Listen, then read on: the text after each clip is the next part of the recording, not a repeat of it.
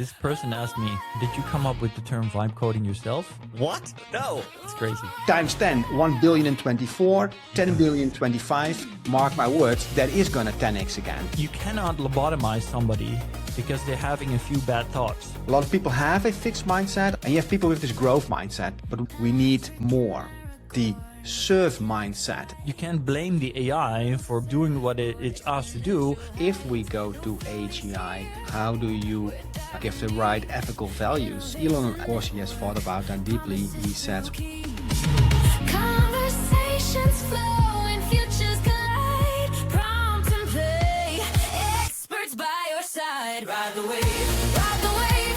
Aragorn and Patrick, bold and brave. Take off. welcome everybody to a new episode of Singularity Surface. Number 2. My name is Patrick and I'm joined by Aragorn Meulendijks, Mr. Metaverse. Every 2 weeks, Aragorn and I talk about all the innovations, tech news, everything that has appeared on our social media feed and everything we've discussed with executives. Try to make sense of it and convey what's important for you in this transition to abundance. We dive into what is coming, what it means, and what to do. Second episode of the podcast, obviously it's a little bit of cheating, right? Because it's like the 44th episode that we're recording together. So we've been practicing for a year. I was super happy with the last episode, how it came out. I did all of the editing myself. I used AI heavily instead of a traditional video editor. So some things were a little less good than before. Some things were a little better than before.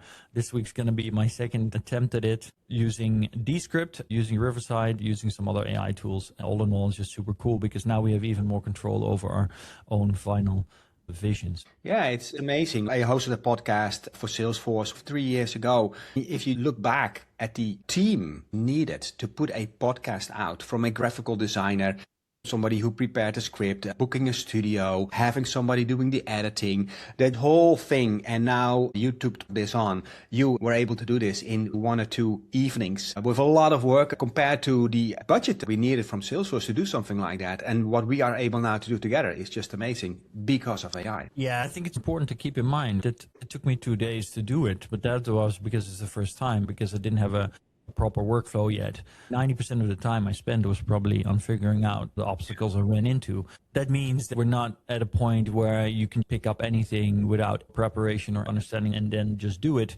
But I expect this week I'm going to be done with this podcast today. After we record, it's going to be a few hours of editing, and then 99% of the job will be done. I'll do some polish tomorrow and it'll be done. Yeah, and right away you highlight an interesting way of working. Just experiment, finding out how it works, quickly discover what could work, automate it, test it, and iterate on the process. And that's also how we're going to continue with this podcast, of course. If you look back in the past week, was it outstanding that caught your eye worth mentioning? Elon Musk turned on the switch on the first ever Gigawatt AI training center.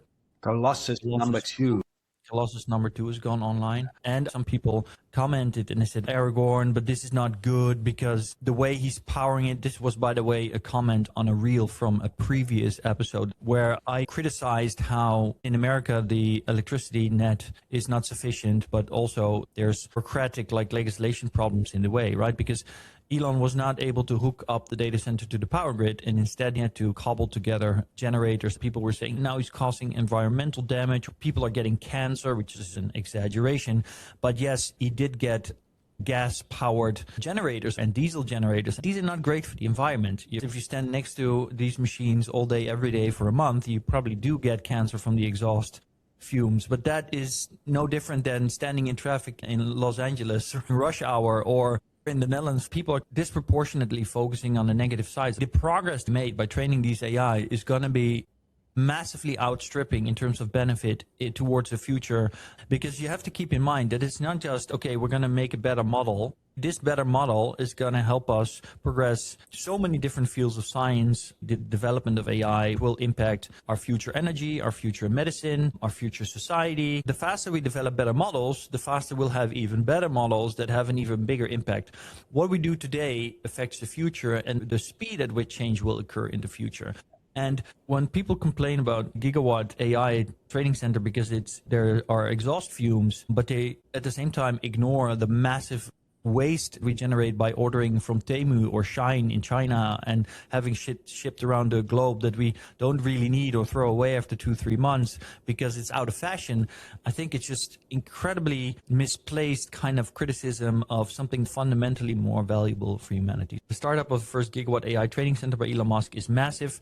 It's also funny because Elon Musk was the last one to join the AI race, and now he caught up with everybody else. I would love to hear your thoughts on that, Patrick. Yeah, it's amazing. One thing I understand is this is now operational to train Grok 5, and later we have this as a topic. Elon appeared on a podcast with Moonshots and he talked for 3 hours about interesting things, and he mentioned training Grok 5. And we are closing in on AGI. Of course, we will keep on moving those goals every time, but this is a big step in that direction. So there's a lot to be expected there. Do you have more things? Yeah, we also, of course, moved to Substack.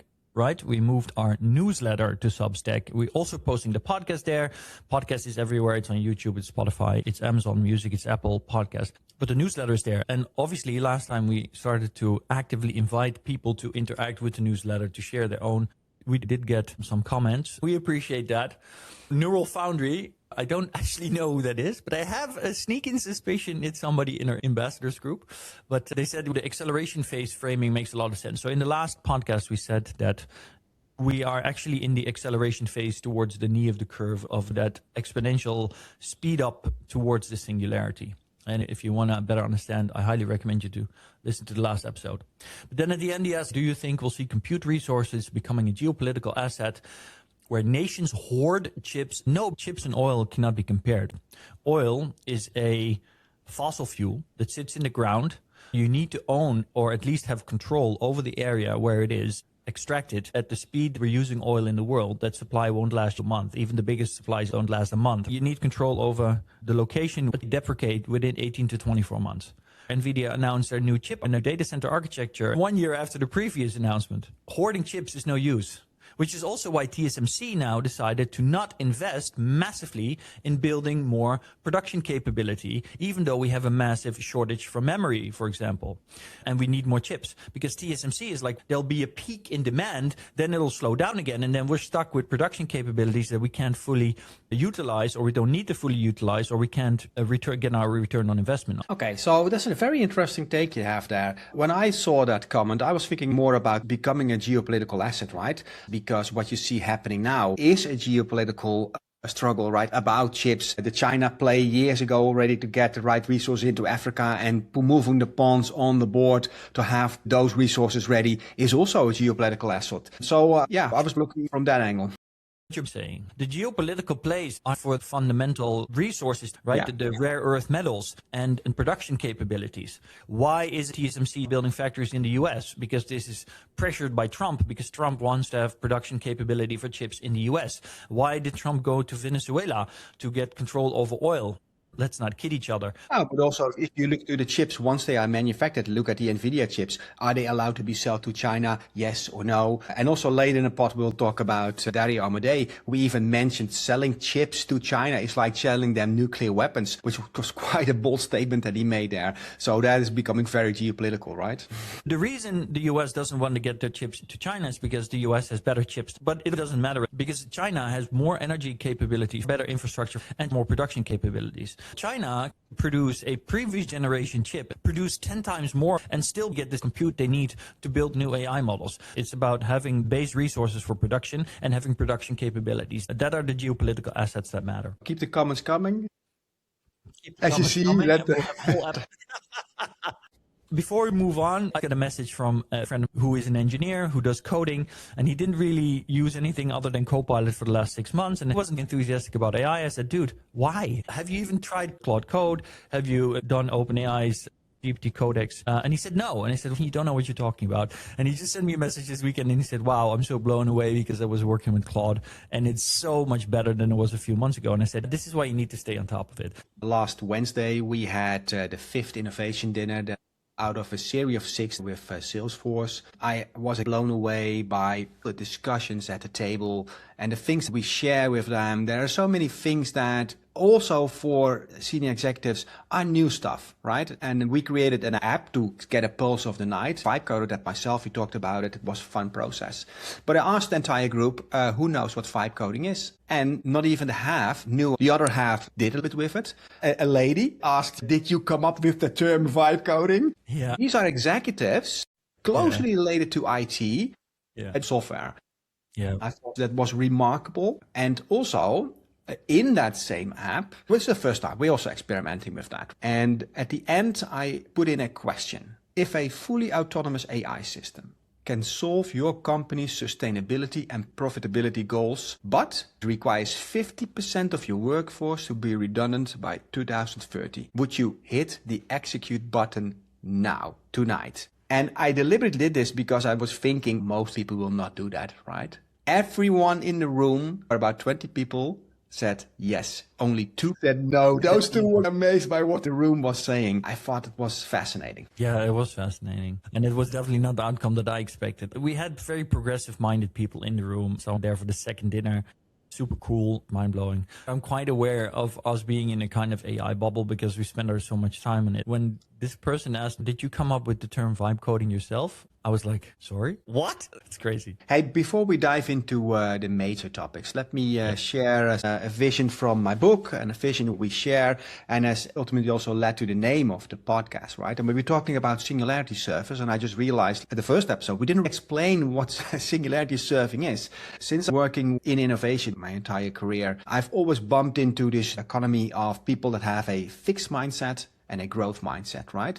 A lot of people have a fixed mindset, resistant to change. They avoid challenges, failure, and see change as a risk to their ego, to their position, their status. And you have people with this growth mindset that welcome change, that say, okay, do we have a new cloud application or do we go to a new country? I embrace the change and see what happens. And I also would like to learn in a team. But while riding waves of abundance, I've bumped on the fact a growth mindset is not enough. We need more.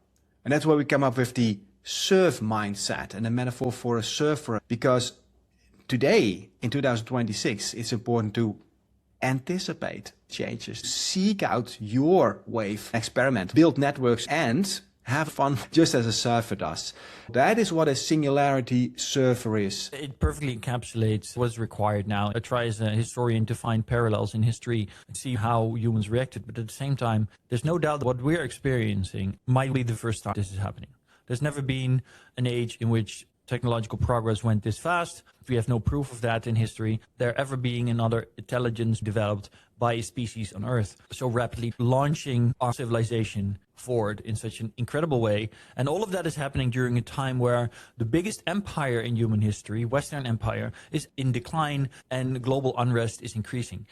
There's never been a time like this. To deal with this, you need that server mindset, because you cannot deal with it if you're not capable of dealing with change, rapidly changing the way you look at things, treat things, handle things. Just like a surfer, you need to see every wave coming, adapt to its size. And if bad weather is coming, you need to be prepared for that as well.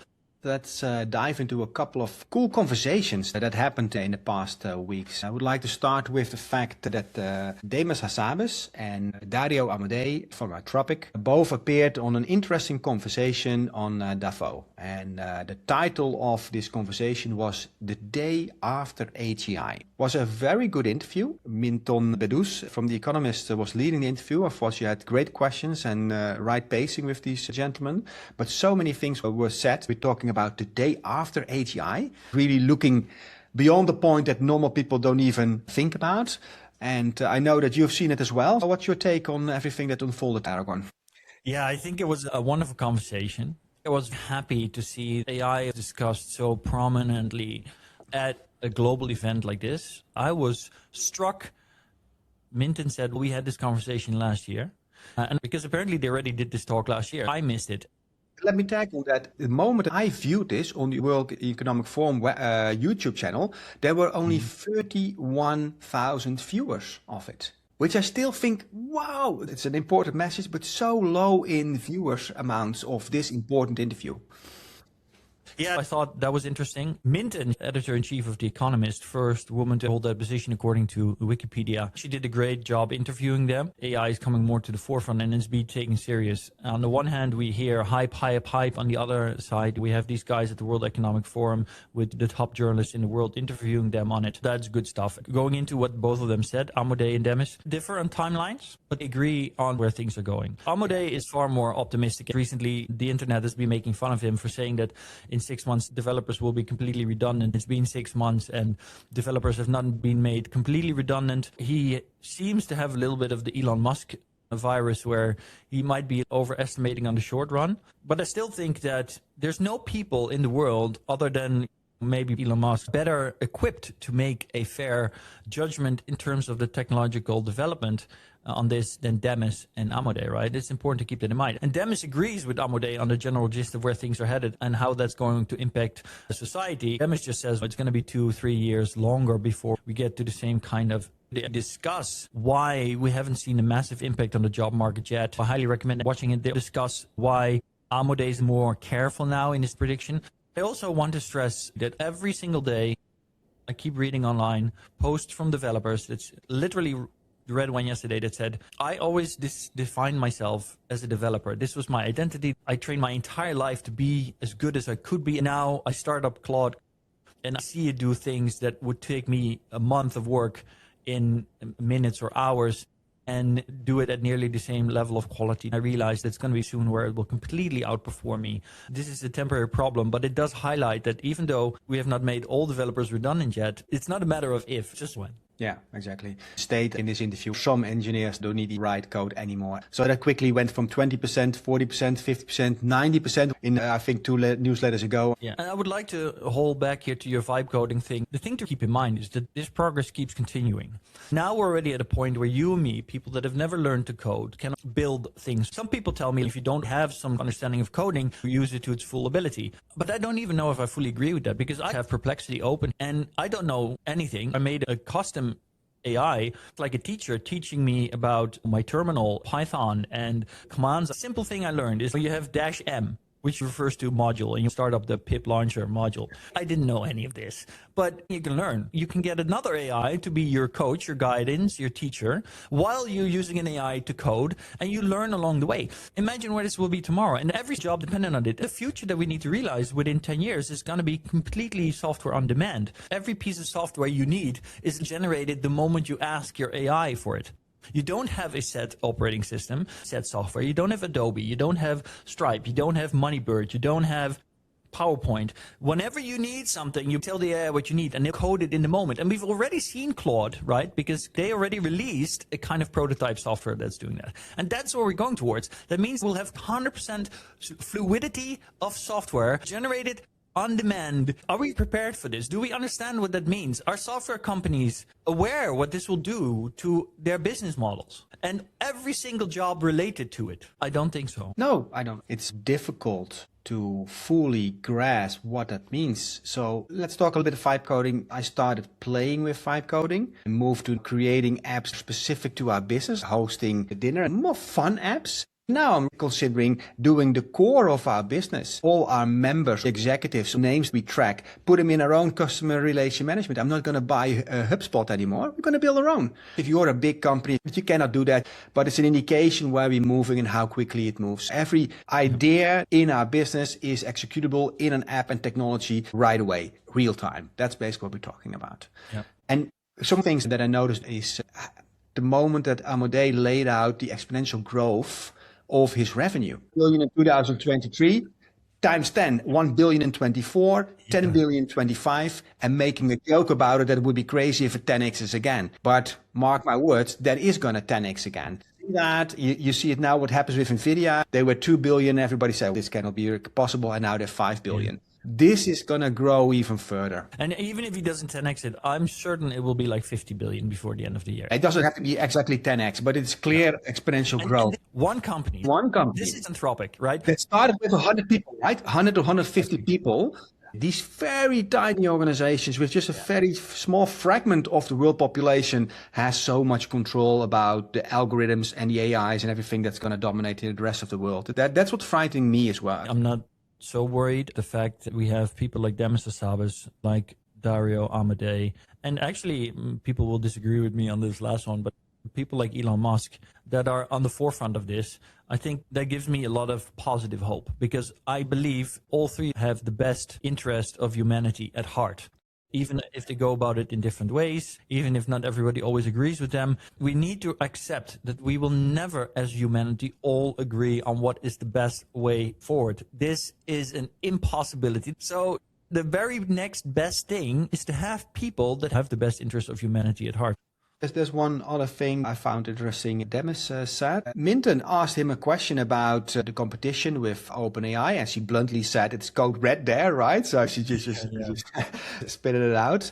The way he responded, he took his time to have different small teams and experimental labs in place. This is a good tip for organizations that want to play with AI, not one innovation team, but various innovation teams. If you go to labs, you see all the different labs Google have in all different categories, where a larger group of people are design thinking about what can we do with AI and how can we come up with a utility that is good for humanity. And that's why on all these different fronts, they come up with a new browser, new Willow chip, they come up with social media tools across the board. They have this experimental structure in place.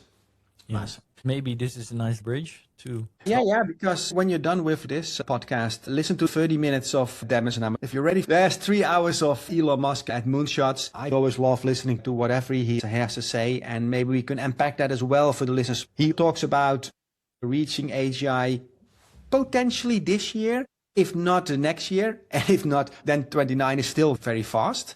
And he talks about a supersonic tsunami, which is a term I can relate to. Supersonic tsunami. It reminds me of Star Trek's sonic showers.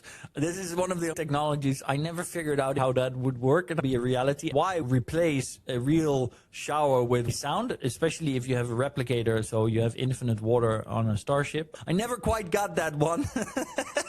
My takeaway is this was a Moonshots podcast. For those that are unfamiliar with it, it is a podcast that both me and Patrick listen to a lot. It's by Peter Diamandis, the guy behind the X Prize, right? The X Prizes, these really big prizes for incredible scientific breakthroughs, which I think is so amazing that he keeps doing this, because this is really moving the needle on stuff. He and Elon have been friends for a long time, and he has Dave Blundin at the table as well. It might be easy for people to dismiss Elon and these people. I've even read in the comments like, okay, these guys are total lunatics, so they're so out there. But that's because they've taken the exponential change happening as a given, and they're really trying to discuss how this is going to come to be and what that will mean. That seems outlandish at times. Mix in Elon, who is even more outlandish. You get a conversation that feels like it's out of a movie with the things that they're discussing. The point is that if you really want to get a good understanding of where things are headed, this is probably one of the best podcasts you can listen to. There's plenty of people that are skeptics and that don't want to believe that all of this is happening, but you have to ask yourself, if it's even a 10% chance that this is going to happen, how will it come to be and what will it mean? And that is where this podcast comes in, right? What is the chances of Russia actually attacking Europe? Probably less than 5%, less than 1% maybe. Yet spending billions on rearmament to make sure it doesn't happen. We're not doing that because the chances are high. We're doing it because the chances are real. And that's why people should listen to this podcast. A couple of things I found interesting. At some point, they have a discussion about if we go to AGI, how would an AGI then look? How do you code or give the right ethical values? Elon, of course, he has thought about that deeply. He says, of course, it needs to be truth-seeking. That is the primary objective. But he mentioned two news that I... One's curiosity and beauty. Curiosity, I can understand, but he talked about beauty. If an AI is able to understand what is beautiful, it also comes with a factor of being a little maternal, taking care of what is beautiful in nature, including humans. If we code that correctly, it will be good for humanity as well. I thought it was an interesting take. Elon Musk didn't agree on the maternal part, but they referenced that Jeffrey Hinton said that if we make an AI that has a maternal instinct, then that would... They brought it up and brought the two together. Exactly. Elon commented on it and said, I don't know about the maternal part. Then he said, if it has a sense of beauty. When I listen to Elon talk about that, I feel he's on the same page as me. If something becomes more intelligent and is truth-seeking, it will see the grander scheme of things just like more intelligent people. and see that we as a species are part of that. And so it's worth taking care of us.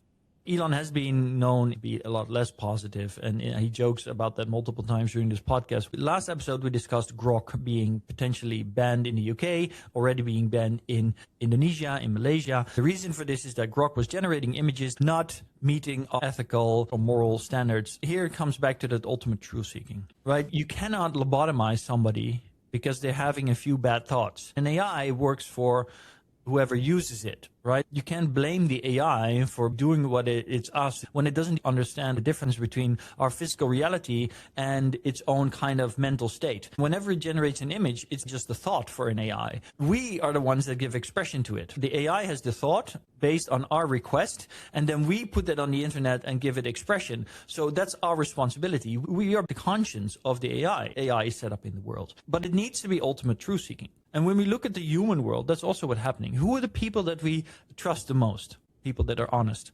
Who are the people that we rely on? People that we know are dependable because they focus on reality and getting things done the best way for all involved. We don't trust people who lie. We don't trust people who run schemes. This is why AI needs to be ultimately truth-seeking. But truth-seeking also means that we have to face truths that are just not so nice, that we might want to ignore. People feel uncomfortable due to our morality at 2025, 2026. I think that's kind of funny that we're at this crossroads in the world where more than ever we struggle with dealing with discomfort. Byung-Chul Han, philosopher from Berlin University. I don't agree with him on everything. He's not very positive about AI, but what he is absolutely right about is that we are drowning in our own obsession with comfort and convenience. And we are so allergic to anything that gives us any friction. This is also happening with how we deal with AI. Which is crazy because AI will give us the ultimate convenience, right? If we move to the world of abundance, that is also outlined how that could look in that 3-hour episode. They joke about universal high income, products, services, intelligence for everybody, making life a lot easier. Before we continue, a quick note to the leaders and innovators that build the future. Every week, Aragorn and I track all the innovations that shape up our lives, our work and society. We talk about AI, robots, virtual worlds, system changes and what it means to be human. What is coming, what it means and what to do. And we pack it in a weekly free newsletter. innovationnetwork.substack.com. Now back to the show. Okay, so you recently gave me a book called Tipping Point from Malcolm Gladwell. And this is, of course, already an older book. It's written, I think, in 2000. And while I was reading this, I was thinking all these tipping points and all this thinking about, first of all, what is a tipping point, right? It's that magical moment when a trend, idea crosses an invisible threshold. In the past 25 years, mainly due to AI, the behavior of tipping points has changed. So I needed to get this out and I wrote a blog about it. It's my second blog of this year. I write in Dutch on Substack, so for Dutch you can follow that over there. But I wanted to discuss that with you, Aragorn, and see if you agree the basics of the rules Malcolm Gladwell has laid out for a tipping point. He has 3 rules. The first rule is, for every tipping point, it's always a very small group of people igniting the change. He calls that the law of the few. And he says there are 3 types of people. Connectors, those are the people that are so deeply connected with everybody around them. They have the network to make it happen. You have the Mavens, the information junkies. They know everything about a specific topic. And you have the salesman that basically can persuade everybody into moving into that direction. The collaboration between those 3 is ideal. Then you can reach a tipping point. So that's one rule. The second rule is the stickiness factor. You can come up with great content, but the framing, the vibe, or the stickiness is most important. I was thinking about Nike. If you have a good shoe, that's nice, but don't just do it. Branding really is the behavior. You don't buy a product, you buy a lifestyle. That is a stickiness factor. You buy an attitude. You're buying an attitude. The third one is the power of context. At 2000, context was stable compared to now, where everything is fast moving. He has several examples in the book. One of the examples that he goes back to the crime wave in New York, and then they have this broken windows theory that if you remove the gravity from all the subways, at least the context of your experience is not, okay, I can do everything here, I can just make a mess. No, it's clean, so you don't do that. That is the context that he's referring to. Yeah, there's subliminal messaging from your environment. In Japan, things are clean. We are responsible for what we do. We clean up our own mess and we respect other people. Then that transmits to everything else into behaviors. And as soon as that starts to degrade, overall, the bar goes down. In the Netherlands, now you're seeing more of this happening, probably across all of Western Europe, but more of this happening where trains are suddenly covered in gravity again. Train compartments are dirty, and we're paying less attention to keeping these things clean because they have costs. And when there's less money available in the Western world because our dominant position in the world is lower, this comes back to Why Empires Fall by Rapley and Heather, who formulate that this is dependent on the streams of resources and wealth. And because there's less wealth from other parts of the world to the Western world, we have less assets, money, and available to take care of these things. And therefore, we lower the bar. We get rid of cost first, and then the general quality of our contextual environment go down, which then signals to people it's okay to start ignoring rules, regulations, laws, etc. Exactly. It's interesting. Subliminally, you understand these three rules: monitoring change within organizations, a change management perspective. But rereading such a book and all these rules gives you a filter to look at the world and see this more clearly.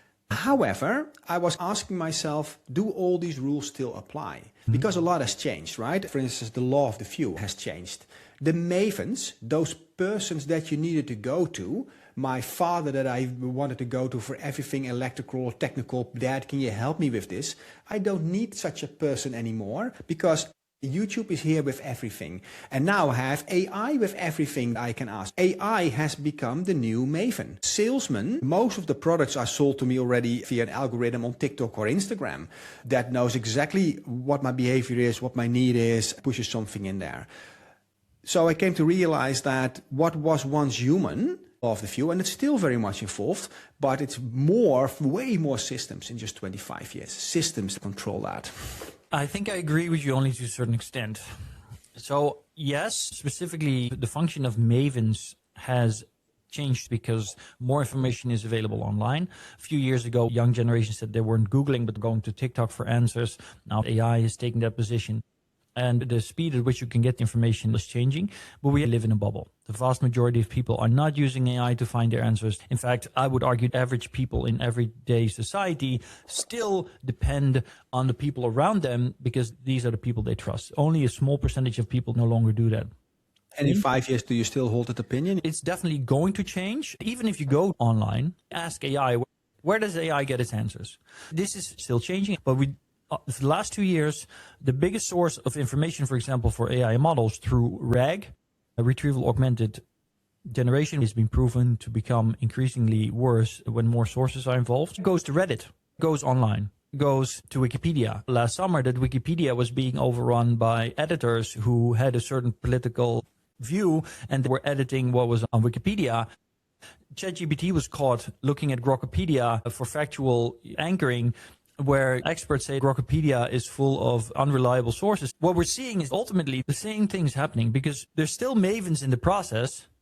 It's influencers, people active online, making sure the information they want disseminated is disseminated. They're just using different means to achieve it, but their role, their function is still active. They're just using AI to do it.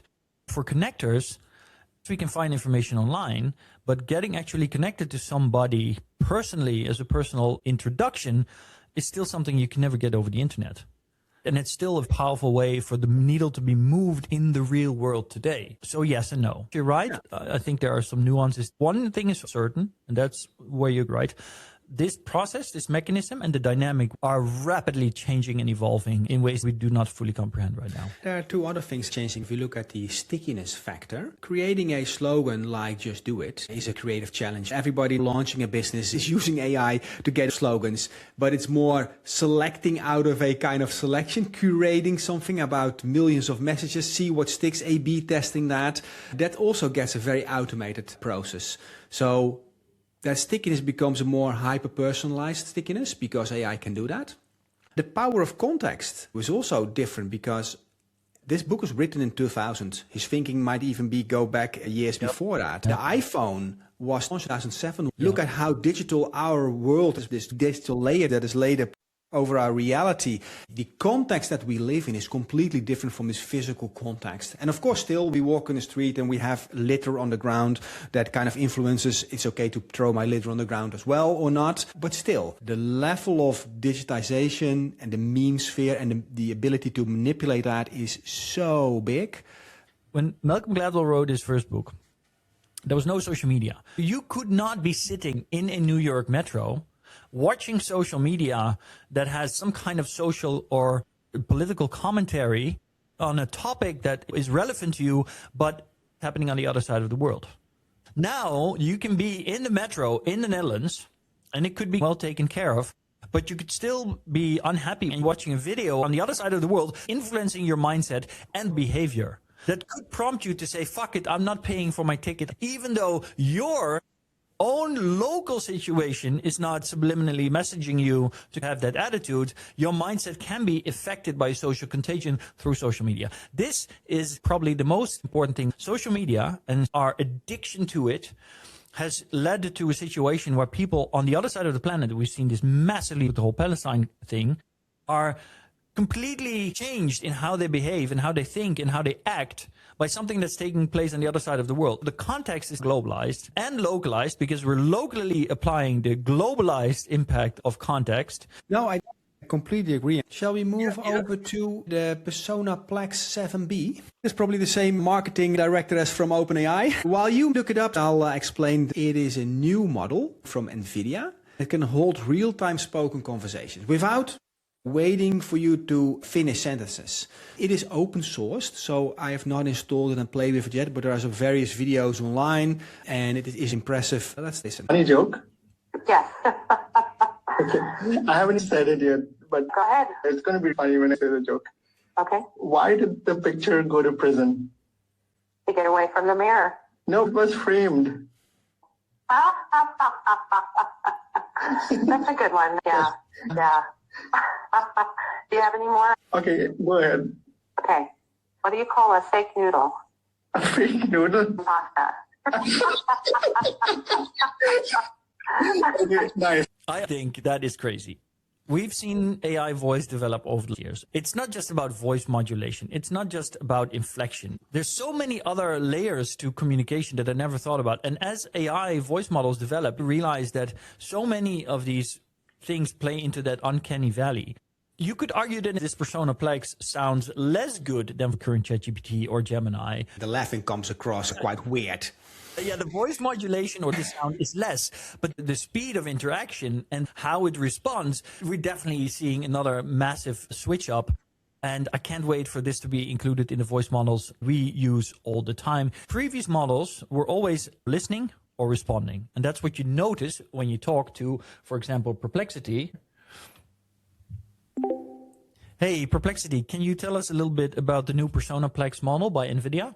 NVIDIA's new Persona Plex is a full duplex conversational AI model that can listen and talk simultaneously. That sounds great. Persona Plex is a powerful real-time conversational AI with customizable voices and personas, super low latency, and full duplex capability. Thank you. It's always going back and forth. And when it responds, it's better now at responding more naturally. Perplexity is particularly good at that. It's not listening and talking at the same time. That's where Persona Plex comes in. It listens and talks at the same time, and it naturally has the conversation flowing in a much more natural way. Exactly. It is also open source. It's open source. Exactly. Yeah, let's not gloss over this. Because last episode, we also talked about NVIDIA going open source. Jensen said China is only nanoseconds behind. Now what you see him doing is he's applying the Chinese strategy, right? China is open sourcing it. He's also open sourcing it. He's kind of fighting fire with fire. I think it's really great for us because this will move development forward so fast. It's actually something that was also mentioned in the Moonshot podcast with Elon Musk, where they say more people should be working on this. Yeah. That's good. Next topic is vibe coding. We already discussed it, but maybe let's just reiterate it. You have this new term floating around called disposable software. And once again, vibe coding is hitting it directly how it feels. And disposable software is something you temporarily use or use it for a long time, but it is as disposable as you would like because you just upgrade the prompt that you have, you put it in Lovable or whatever you use, and get your software back. It takes away an entire process of how things are done now. An RFP, an RFI for sales, a product management roadmap, stakeholder alignment, user research. All these processes within organizations will change and will move even further to people within organizations that understand the business that they want to run. We already had it a little bit with cloud software, right? If people were purchasing, for instance, Salesforce, a marketing manager or a sales manager could independently purchase IT. This goes a step further. If you're a sales manager or marketing manager and you have ideas about campaigns, about social media, about your planning, you can basically vibe code that entire process. This comes faster than you can imagine. A lot of these platforms have cloud integrated, so you can vibe code apps on the platform. That's the way that you want to build additional functionality on a steady backbone. Yeah, and I was thinking about this because I'm trying to find ways so that people can get their heads around this, right? Understand what's coming. And in your book, and we've discussed this, of course, we've talked about trends. One of the cool things you introduced me to when we were discussing your initial drafts of the book, you said, yeah, music. You came with music and you said, we moved to Edison's phonogram, we started recording and could play back.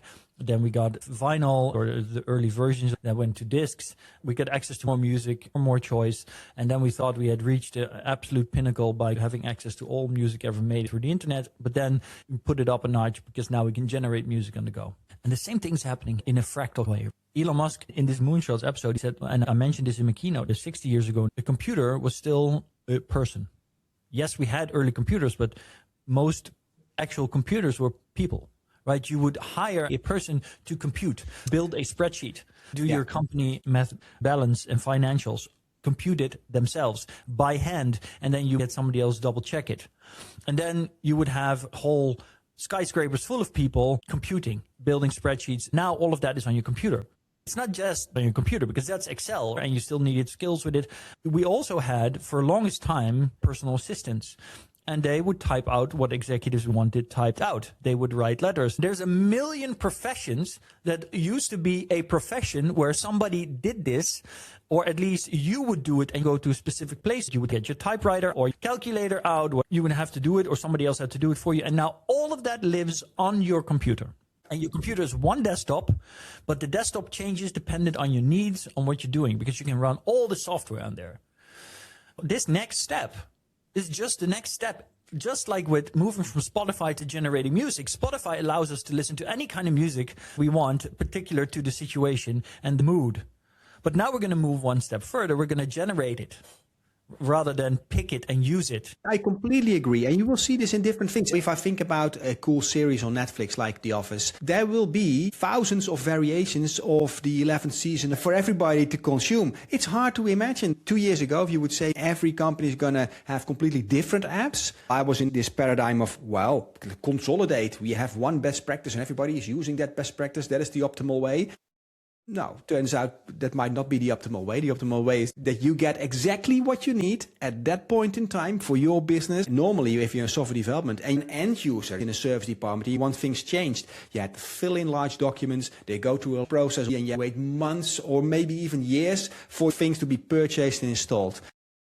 Look at what you do with vibe coding. You copy and paste your notes of what you want improved and the AI fixes it and you have it in the application. That's fun. It is fun, but there are also challenges. We discussed this before.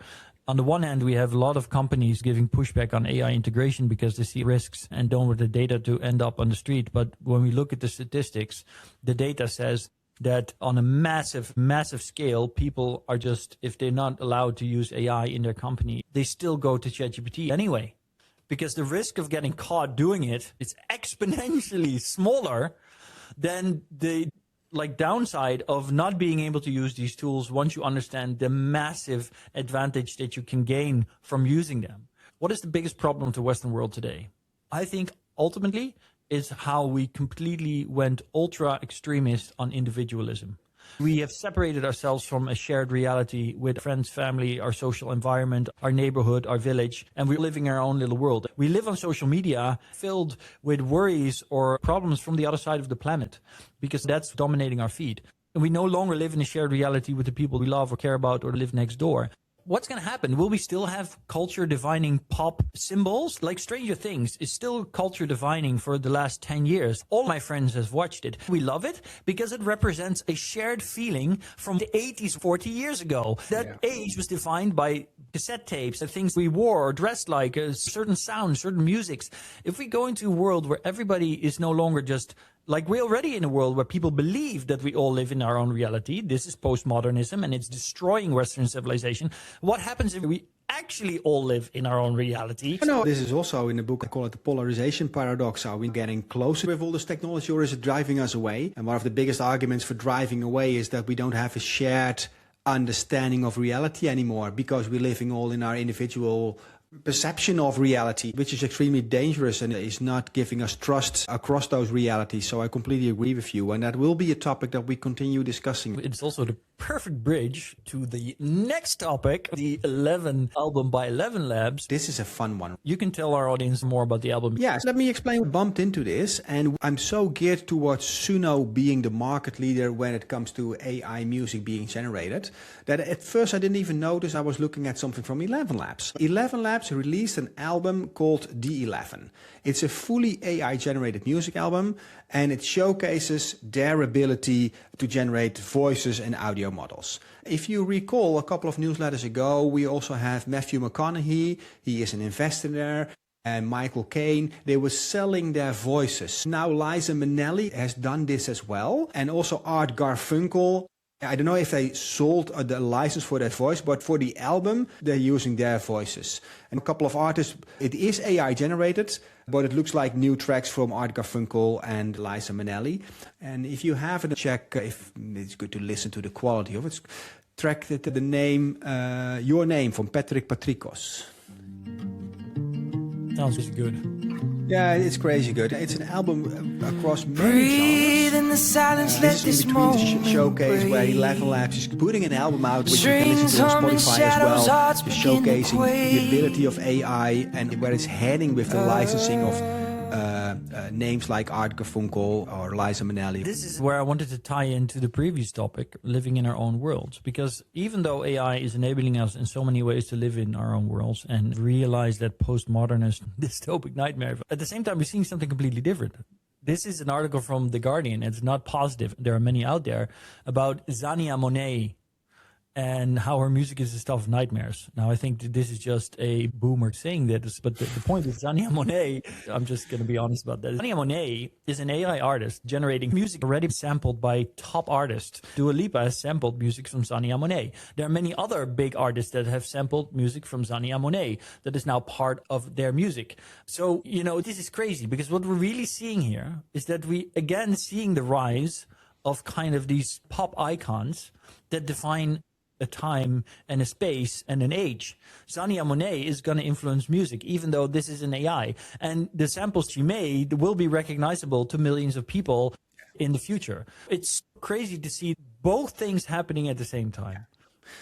Hyper reality, making a copy of reality and a copy of that copy, and somewhere down the line we don't even know what we are referencing. Zania Monet is a copy or has a lot of elements of Beyonce, the type of voice, the way she looks, the style of music. If you're getting born and you grow up in the 10th copy of reality, good luck distilling it back to what is actually happening in nature. And you think about it, how many videos have I seen on social media where Gen Z, this like, oh, Gen Z listening, this is a great song, and then millennial, oh, listen to this. But the funny thing is that even those videos often don't recognize that whatever the millennial is listening to is already sampled from something from the 70s or 60s. Exactly. Some things resonate with the human spirit, and when it is part of the music or the art we consume, it keeps on coming back. And will probably be unaware the same things are recurring, that there are just some things we like better. It was another fantastic conversation with you, Aragorn. And there's so many things on our document that we need to cover, but yeah. Luckily we have an in-between newsletter as well, so we can make people aware of whatever we cannot cover here. While we finish up, I'm just gonna make sure that we wave our audience goodbye and give a hint of what's next. If you like this episode, do not forget to like. If you have questions, if you don't agree, if you do agree, comment. If you think other people would benefit from listening to this, getting a wider perspective on our future, share. Help grow our community, help us grow our audience, not because we need that, but because other people might benefit from that as well. Did I forget anything, Patrick? Maybe you're listening for the first time. We have a summary and more news on our Substack. Please do subscribe and you get all the information first to become a Singularity surfer. Yes, sign up for the weekly digest. Keep listening to the podcast on YouTube or your favorite podcast platform. That's it for now. And like they say in the Netherlands, Patrick. See you later. Every 2 weeks, me and Patrick Willer put out the Singularity Servers podcast. And every week we put out our weekly digest on the most important signals to noise going on in the world of technology, and specifically artificial intelligence and other emerging technologies. Now, if you want to know where the future is going, what society and the economy will look like, this newsletter and this podcast are absolutely for you. It's not for you if you just don't care and you do not believe that technology and artificial intelligence are changing the human world in ways never seen before. So, if you want to stay on top of everything, make sure to go to innovationnetwork.substack.com and sign up there, or listen to us on your favorite podcast platform.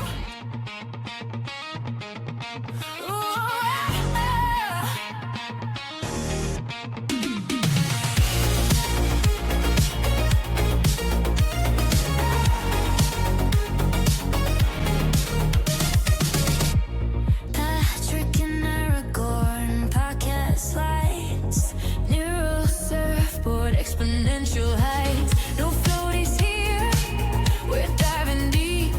Innovation network, promises to keep. Conversations flow and futures collide. Prompt and play, experts by your side. Ride the wave, Aragorn and Patrick, bold and brave. Make connections, spark the change. Innovation network, breaking the frame. Ride the wave, ride the